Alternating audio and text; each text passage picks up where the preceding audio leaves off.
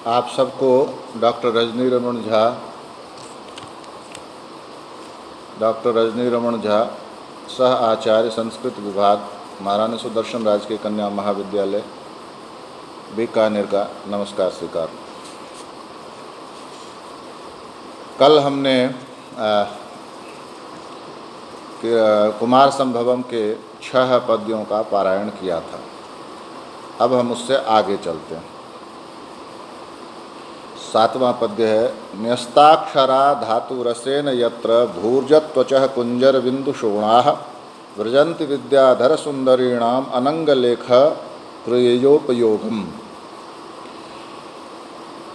हिमालय पर जैसे कल भी बताया था कि धातुएं हैं जो गेरुए रंग की हैं, तो वो जो धातु हैं वे भूर्ज, एक अंग्रेजी में उसको बर्च ट्री कहते हैं, भूर्ज का पेड़ है। उसकी जो छाल होती है, जैसे आपने यदि हाथी को देखा हो तो हाथी का चमड़ा जैसा होता है, वैसी उसकी छाल होती है। तो उसकी जो भूर्ज पेड़ है उसकी छाल पर धातु रस से, यानी कि वे जो गेरुआ धातु है उसके रस से न्यस्ताक्षरा लिखा, अक्षर लिखे। किसने? विद्याधर सुंदरियों ने, विद्याधर की स्त्रियों ने। और जब उस पर अक्षर लिखे तो वो ऐसे सुंदर लगने लगे जैसे कुंजर बिंदु शोणाः, जैसे हाथी के मस्तक पर बिंदु, शोणाः मतलब हाथी के मस्तक पर जैसे लाल रंग दिया जाए तो वैसा जो रक्तवर्णी वो पेड़ की छाल भी हो गई, भूर्ज पेड़ की छाल भी हो गई। किससे? जब उसमें गेरुए रंग की धातु से कुछ लिख दिया। किसने? विद्याधर स्त्रियों ने। तो अब क्या हुआ कि जब ऐसा करती हैं वो विद्याधर सुंदरियां, तो वे क्या हो जाती हैं? वे छाल कैसी लगने लगती हैं? तो कहते हैं कि व्रजंत विद्याधर सुंदरीणाम अनंग लेख, अनंग लेख हो जाती हैं, यानी प्रेम पत्र हो जाती है। वो जो छाल है उस पर अनंग लेख क्रियोपयोगम, उस छाल पर वे अपने प्रियतम को क्या करती हैं? अनंग लेख, प्रेम पत्र लिखती हैं। तो वो छाल जो है वह उनके प्रेम पत्र के लिए की क्रिया में उपयोगी सिद्ध हो जाता है। इसको फिर से समझिए। जैसे एक भूर्ज पेड़ है, उसकी जो छाल है उस पर लिखती हैं। किससे? तो वो जो धातु है, जो गेरुए रंग की धातु है, उससे विद्याधर जैसे कल हमने सिद्ध पढ़ा था, उसी तरह से विद्याधर भी एक देव योनि है। और उस देव योनि की जो स्त्रियां हैं, विद्याधर की जो स्त्रियां हैं, वे उस भूर्ज पत्र पर उस धातु से लिखती हैं। तो लिखती हैं तो वो जैसे मानो वो प्रेम पत्र का काम करने लगती है, वो भूर्ज पत्र की छाल। और जब वो लिखती हैं तो वो भूर्ज पत्र की जो छाल है उसकी सुंदरता कैसी हो जाती है? जैसे हाथी के मस्तक पर किसी ने चित्र बना दिया हो, बिंदु बना दिया हो, और वो रक्तवर्ण का हो, लाल रंग का हो। तो आप देखते होंगे, अगर आपको ध्यान में होगा, कभी देखा होगा आपने, तो हाथियों को सजाया जाता है और उनके मस्तक पर तरह तरह के चित्र बनाए जाते हैं, लाल, नीला, पीला। लेकिन यहाँ पर चूँकि धातु जो है वह गैरिक है, यानी गेरुए रंग का है, इसलिए ऐसा कालिदास बताते हैं कि मानो हाथी के मस्तक पर लाल रंग का बिंदु पड़ा हुआ है। 8वां पद्य, यह पूरयन कीचकरंद्र भागान दरिमुखोत्थेन समीरणेन उद्गास्यतामिच्छन्ति किन्नराणाम तान प्रदायित्वम इवोपगंतुम। हिमालय पर जो बांस के पेड़ हैं उनमें वो हवा, हिमालय की गुफाओं से निकलकर आती हुई हवा भरती है, और हिमालय की गुफाओं के मुख से, जैसे बांसुरी बजाएं तो मुख से ही हवा भरेंगे, तो मानो वो जो गुफाओं से हवा निकल रही है, वो गुफाओं के मुख से वो जो हवा निकल रही है वह बांस की झुरमुट में वो हवा जाती है। तो बांस के जो रंध्र हैं, जो उसमें खाली भाग हैं, उसमें वो हवा भरती है और बांसुरी की सी धुन उत्पन्न करती है। तो तान कहते हैं इसको, तान, तान उत्पन्न करती है। तो ऐसा लगता है कि जैसे किन्नर है। किन्नर, आपको पहले बताया गया कि सिद्ध भी एक देवयोनि है, और अभी बताया गया कि विद्याधर भी एक देवयोनि है, और अब तीसरी देवयोनि है किन्नर। किन्नर ये गाने में बड़े कुशल होते हैं, ऐसा माना जाता है। गंधर्व और किन्नर ये गाने में बड़े कुशल होते हैं। तो मानो ये किन्नरों के लिए तान प्रदायित्वम, तान दे रहे हैं। जैसे किन्नर यदि गा रहे हैं तो गाने के साथ वाद्य यंत्र चाहिए, तो वाद्य यंत्र चाहिए, तो ये जो बांस में जो हवा भर रही है उससे बांसुरी की सी आवाज़ निकल रही है, और यह किन्नरों के गायन को मानो और ऊंचा उठाने के लिए काम कर रहा है।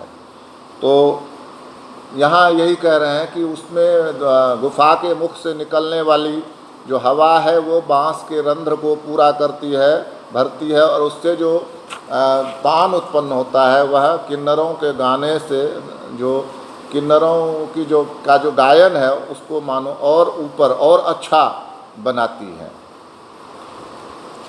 आगे 9वां जो श्लोक है उसमें कहते हैं, कपोलकंडुः करभिर्विनेतुं विघट्टितायां सरलद्रुमाणां यत्र सुतक्षीरतया प्रसूतः श्रुतक्षीरतया प्रसूतः सानुनिगंधः सुरभिकरोत्। जो हाथी हैं वहाँ, हिमालय पर बहुत से हाथी हैं, तो वे हाथी क्या करते हैं, उनके गालों में मानो खुजली चलने लगती है, कपोलकंडुः। तो उस खुजली को दूर करने के लिए वे सरल वृक्ष, एक प्रकार का विशेष वृक्ष है, अंग्रेजी में उसको सेडर कहते हैं, CEDAR, सेडर वृक्ष है, उसमें वो अपने गालों को रगड़ते हैं। रगड़ने से क्या होता है कि उनकी खुजली तो दूर हो जाती है, लेकिन वे जिस पेड़ पर अपने गालों को रगड़ते हैं उसकी छाल हट जाती है, और छाल हट जाने के बाद उसमें से दूध जैसा द्रव बहने लगता है। तो और वो बड़ा सुगंधित होता है। तो वह जो दूध जैसा द्रव, सुगंधित द्रव कहाँ गिरता है, तो हिमालय के शिखरों पर, तो वो शिखर भी सुगंधित हो जाता है, ये कहने का इसमें है। तो वही कह रहे हैं कि हाथियों के द्वारा अपने गालों की खुजली को दूर करने के लिए जिस सरल वृक्ष पर विघट्टित रगड़ लगाई गई, उसके सुतक्षीरतया, उसके छिलने से जो दूध बह रहा है, उस दूध के रस, दूध के समान जो रस बह रहा है वह बड़ा सुगंधित है, और उसके गंध से पर्वत के शिखर जो हैं वे भी सुगंधित हो रहे हैं। यह है 9वें श्लोक का अर्थ। अब 10वां श्लोक, 10वें श्लोक में कहते हैं, वनेचराणाम वनिता सखानां दरीगृहोत्संग निषक्त भासः भवन्त्र यत्तोषधयो रजन्याम अतैलपूराः सुरतप प्रदीपाः। प्यारी छात्राओं, मैं प्रथम वर्ष, द्वितीय वर्ष, हर वर्ष में आपको यह कहता रहा हूँ कि संस्कृत में श्रृंगार के वर्णन बहुत अधिक हैं, तो वे लगातार आपको मिलेंगे। तो उनको कवि का कौशल और कविता का सौंदर्य समझकर ग्रहण करना चाहिए। तो यहाँ भी एक बहुत ही श्रृंगारिक वर्णन है, तो इसको आप सुने। वो क्या कहते हैं कि इसको पहले सरल शब्दों में समझें। जो वनेचर हैं, वनेचराणम, जो वनेचर हैं यानी जंगल में रहने वाले हैं, वनिता सखानाम, वे अपनी पत्नियों के साथ हैं। जो वनिताएं हैं, उनकी जो स्त्रियां हैं, उनकी उनकी पत्नियां हैं, वो उनके साथ हैं। तो वे दरिगृहोत्संग, वे गुफाओं का जो उत्संग है, भीतरी भाग है, वहाँ वे सुरत मतलब काम क्रीड़ाएँ कर रहे हैं। जो वनेचर हैं और जो उनकी पत्नियां हैं, वे दोनों दरिगृहोत्संग, गुफा के भीतरी भाग में काम के लिए, काम क्रीड़ा कर रही हैं। तो उस को उस समय चूंकि अंधकार है रात्रि का और वे लोग दीपक भी नहीं लाए, तो ये जो हिमालय की औषधियाँ हैं वे इतना प्रकाश करती हैं कि वे ही मानो बिना तेल के दीपक का काम करती हैं। यही इस श्लोक में कहा गया है। तो वने जंगल में रहने वाले लोगों के जो अपनी पत्नी के साथ हैं, उनकी जो काम क्रीड़ाएँ हैं उसके लिए सुरत प्रदीप, काम क्रीड़ा के लिए दिए का काम करती हैं ये औषधियाँ, जिसका प्रकाश गुफा के भीतरी भाग तक चला जाता है। ये हुआ 10वां श्लोक। अब हम 11वें श्लोक को देखते हैं। 11वें में कहते हैं, उद्वेजयत्यंगुली पार्ष्णि भागान मार्गे शिलीभूत हिमेपि यत्र न दुर्वः श्रोणि पयोधरार्ता भिंदंती मंदाम गतिमश्व मुख्यः। कि उस हिमालय पर मार्ग में क्या हो गए हैं, शिलीभूत हिमेपि, जो हिम है वे शिलीभूत हो गए हैं, यानी कि उनके बड़े बड़े खंड बन गए। हमें यहाँ लगता है ना कि बर्फ़ होगी तो पिघल जाएगी, गर्मी है, तो ऐसा नहीं है। जब वहाँ बहुत ठंड होती है तो वो बर्फ़ पिघलती नहीं, ज्यों की त्यों बनी रहती, तो बड़ी बड़ी चट्टानें बन जाती हैं, बड़े बड़े शिलाखंड बन जाते हैं। तो वो शिलीभूत शिलाखंड बनने पर भी, बर्फ़ के शिलाखंड बनने पर क्या होता है फिर, कि जो उधर से अश्वमुखी नाम की महिलाएं, ये भी एक विशेष प्रकार की जाति है। अश्वमुखी से ऐसा लगता है कि उसका चेहरा जो है वह कुछ कुछ घोड़े जैसा होता होगा। अश्वमुखी नाम की जो महिलाएं वे उधर से गुजरती हैं। तो जब वे उधर से गुजरती हैं तो बर्फ़ की जो शिलाएं बन गई हैं उससे उनके पाँवों के टो मैंने तलवा और जो हील है एड़ी, दोनों में के किनारे में चोट लगती है। और इस कारण से उनका क्या होना चाहिए कि वो तेज़ी से निकल जाएं, पर ऐसा नहीं हो पाता है। वो इसके बाद भी धीरे धीरे ही चलती हैं। सामान्यतया आपने देखा होगा कि जिस मार्ग पर चोट लगती, कंकड़ है, पत्थर है, तो हम कोशिश करते हैं तेज़ चल के उसको निकल जाएं। लेकिन यहाँ ये संभव नहीं हो पा रहा है, क्योंकि वे जो अश्वमुखी महिलाएं हैं, वे उनके जो नितंब हैं वे बड़े भारी हैं, और उनके जो पयोधर हैं यानी उनके जो स्तन हैं वे भी बड़े भारी हैं, जिनको सह सकना, जिसके भार को सह सकना उनके लिए कठिन है। इस कारण से नितंब और पयोधर के भार के कारण से वे लगातार धीमे ही चलती हैं, अपनी धीमी गति को नहीं छोड़ पाती हैं। ऐसा इस 11वें श्लोक में कहा गया है। और 12वां श्लोक, दिवाकराद द्रक्षति यो गुहासु लीनम दिवाभीतमिवांधकारम क्षुद्रे पिनूनम शरणम प्रपन्ने ममत्वमुच्चय शीर्षाम सतीवा।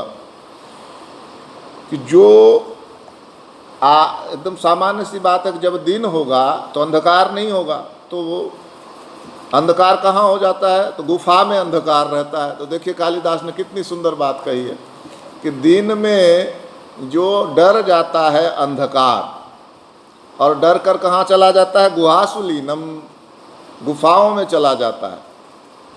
तो उसको, उस डरे हुए अंधकार की रक्षा कौन करते हैं, हिमालय करते हैं। किससे करते हैं, तो दिवाकर से, सूर्य की गर्मी से, सूर्य की किरणों से। यानी सूर्य की किरणें जहाँ पहुँचेंगी वहाँ अंधकार नहीं रहेगा, यानी अंधकार समाप्त हो जाएगा। तो कालिदास कहते नहीं, अपनी गुहाओं में उस अंधकार को रखकर मानो हिमालय उसकी रक्षा करता है, उस अंधकार की रक्षा करता है। जो दिन में बहुत डरा डरा रहता है अंधकार, उसकी रक्षा करता है सूर्य से, अपनी गुफाओं में उसको रखता है उस अंधकार को।